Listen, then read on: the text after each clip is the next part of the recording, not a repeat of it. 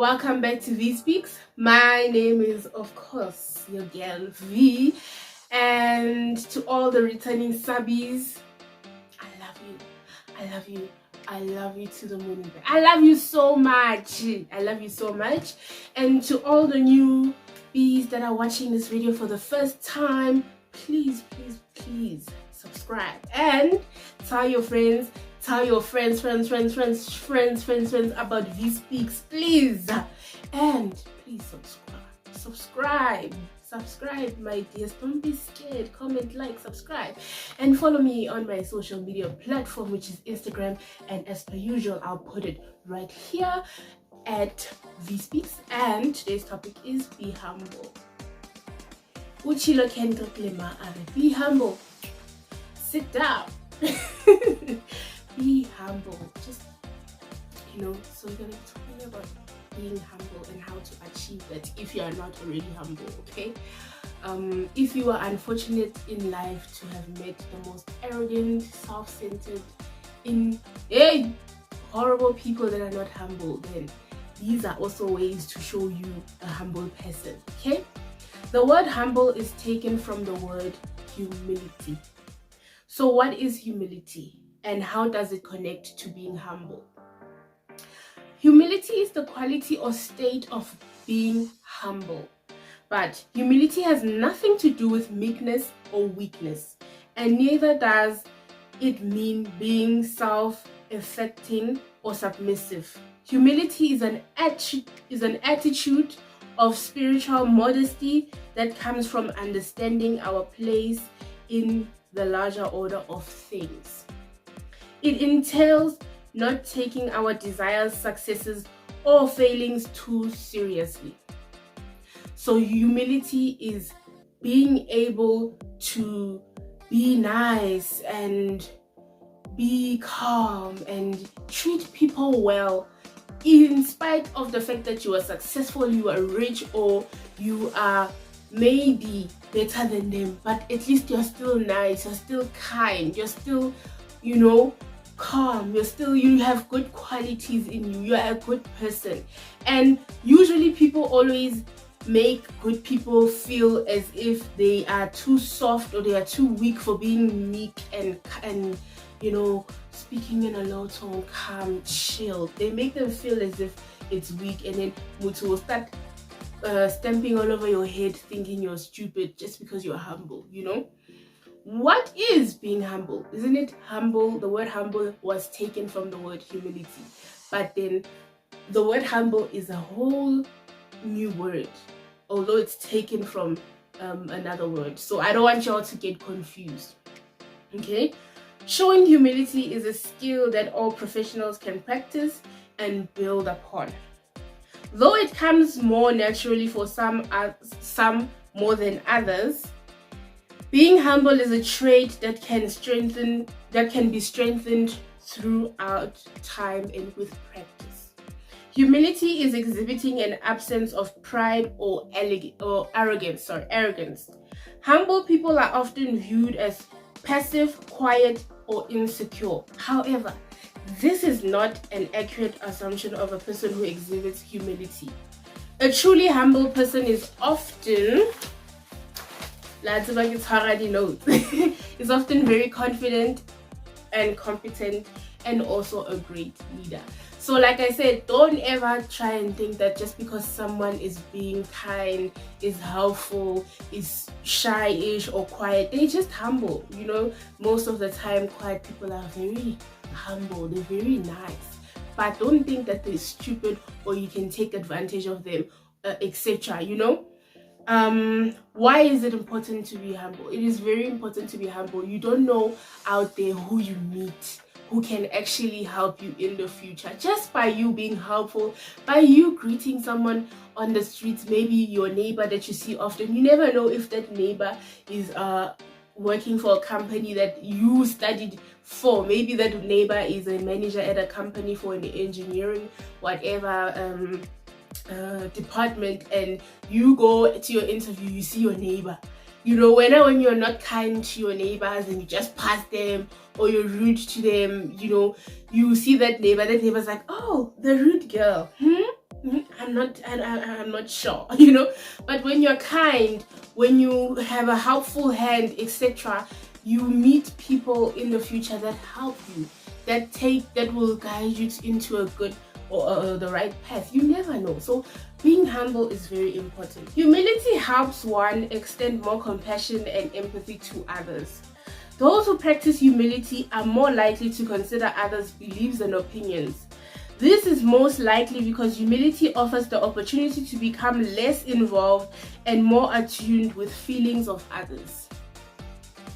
So basically, to be humble is to strengthen connections with others, and it's more of connecting with others emotionally. You know, you emotionally connect with them. You listen to their stories. You empathize with their situations at home, at work, etc. You know, you give your time to listen to whatever they are feeling, to ask, how are you? Are you okay? Do you need help? How are you feeling? Humility broadens perspectives of self. Broadens perspective of self. Humility also helps in the development of self-growth and self-awareness, because it allows one to rationally acknowledge ways in which they can improve themselves. Humility broadens perspective. Hey, the word perspective of the world. Humility can help develop a more profound and evolved outlook of the world and what's going on in it. Humility allows you to consciously be aware that you bring worth to this world, but there are many others in the world that also have a purpose. So humility makes you see the world in different perspectives, different aspects, and it makes you see that you and other people around you have a purpose in the world. Whether your purpose is going to school every day, working from home, managing a department, etc. You know, it also involves spiritually and well-being. Humility is a spiritual virtue. There is a correlation between humility, positive well-being, and spirituality. Now we're going to talk about 10 ways to practice humility. Be aware of your own shortcomings, strengths, and limitations. Don't be ashamed of your shortcomings, because you do have strengths and weaknesses as a person. No one can ever be 100% perfect. Most of us have our strengths and our weaknesses, and then we meet people who are good at the things that we are not really that much good at, and we work together. If you're not good at speaking in public, but I'm good at speaking in public, we balance each other out. So being humble makes you to be able to see the type of people that have your strengths, and you can also have a strength that another person can have. But if you help each other, you know, recognize and acknowledge the strengths of others. Be open to learning and adapting from your colleagues, your friends, or family. Always be open to opinions, so that you can learn lessons and you can fix things that you need to fix. You know, as I am willing to fix things about my YouTube channel and stuff that you guys tell me that, hey, your audio or the music in the background, etc., etc. I'm willing to learn. So you need to be willing to learn. Don't be too upset when you are at work and your manager tries and tells you that, you know, you're doing a good job, but there's 1, 2, 3 that you're not doing right. Let me show you. Don't be upset.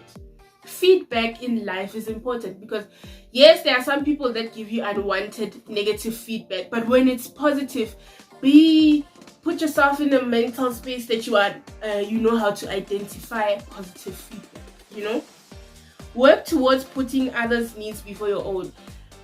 That one is important, but don't overdo it. Don't give yourself, you know. Put other people first in certain scenarios, not all the time, because then you're going to lose yourself. But learn how to not be selfish. Be selfless once in a while if you are the type of person who thinks about themselves too much, and a lot of people have told you, you're actually a very selfish person and you want to learn how to be more humble and more helping and more giving and more selfless. Be a good listener and ensure others feel heard and understood around you.